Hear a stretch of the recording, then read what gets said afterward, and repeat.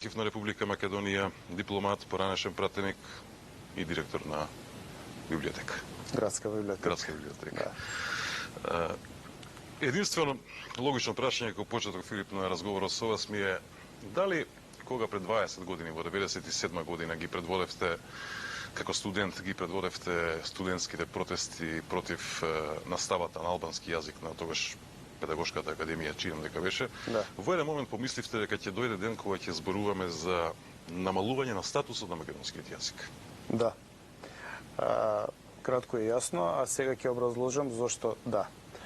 Ние како интелигенција, а ако признаеме дека студентите се интелигенција на еден народ и идните мотори на општеството, согледавме 97 година дека она што се прави со албанскиот јазик на педагошкиот факултет или педагошката академија не е образовно прашање, туку е политичко прашање. И тоа беше 97 година разрешувано како политичко прашање од страна на господинот Бранко Црвенковски.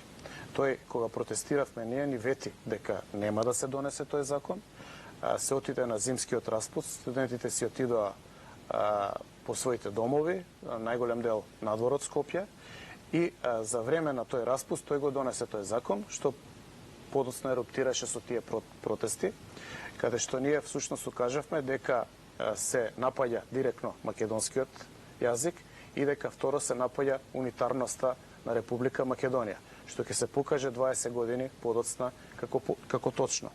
Она што тогаш и сега е заеднички содржател е дека нас, кои што ја браневме унитарноста на државата и укажувавме на штетноста за темелите на државата, не прогласуваа за фашисти, и тоа истите луѓе кои што го бранат и денеска ова што се случува, да именувам од Геровски па медиумската камарила на владеачката хунта, односно насилно инсталираната влада на СДСМ.